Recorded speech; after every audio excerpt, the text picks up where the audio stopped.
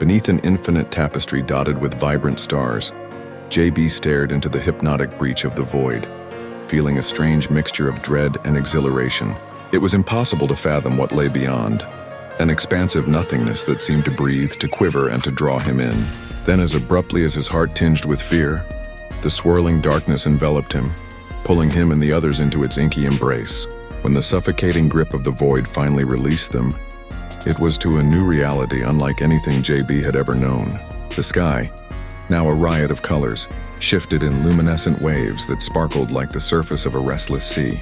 Beneath his feet, the ground pulsed gently as if it too were alive, humming with cosmic energy. Is this the afterlife? He wondered silently, feeling both alive and oddly hollow, his psychic powers tingling beneath the surface. Welcome to our strip of the multiverse, Oliver's voice whispered. He hovered beside JB, translucent and ethereal. As a ghost, he found solace among worlds unseen. Yet this one charged the air with an electric urgency. It feels different. Different's an understatement, giggled Sarah, capturing their attention. Her charm was infectious.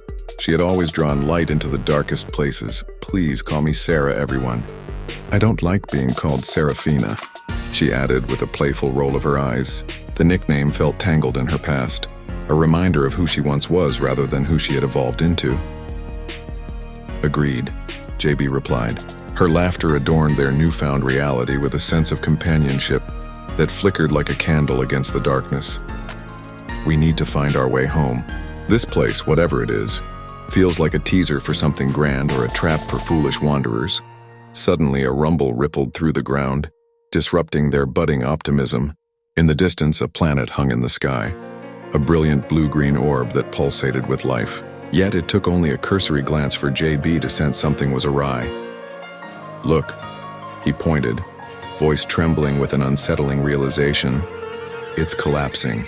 Collapse, Oliver murmured, a haunted echo of the creature that floated nearby.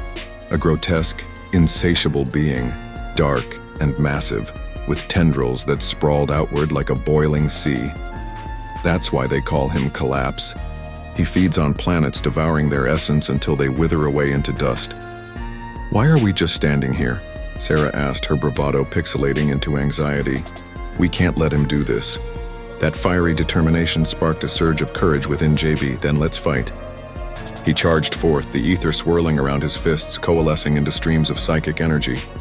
Together, with a collective shout, they surged toward the grotesque creature. The ground exploded beneath their feet as they engaged Collapse, weaponizing their powers as a fierce collective. The creature retaliated, its appendages thrashing but miraculously. JB dodged under a flailing tentacle, urging Oliver to throw illusions in front of them, diverting its attention momentarily. Fragment, he cried, manifesting a burst of psychic bolts designed to dissect Collapse's form. Yet each strike seemed to only excite the creature, amplifying its hunger. We'll need better strategy or we'll be consumed. Without losing pace, Faglo materialized from their midst, a being so otherworldly he seemed a fleeting thought taking form. Stand back. I can lend a hand, he declared, his voice carrying the weight of ages. In a heartbeat, Faglo transformed into an immense celestial dragon, scales shimmering with the essence of cosmic stardust and galaxies swirling around his wings. Faglo. JB managed to breathe before the dragon whirled into action, unleashing a torrent of radiant flames toward Collapse, intensifying the battle. The air became thick with the scent of burnt ether and desperation. Yet Collapse, unfazed, retaliated by summoning ferocious storms from nowhere, winds howling like banshees, ripping pivotal elements from their powers, and shattering resolve as the group staggered. Faglo, you might need to transform into something. Someone. Sarah shouted over the cacophony, her voice trembling slightly.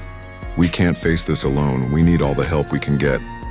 Faglo, deep in concentration amidst the dance of chaos, flashed back to his original form, the dragon melding into cosmic energy, then solidifying into a towering figure bearing the resemblance of a primordially fierce guardian.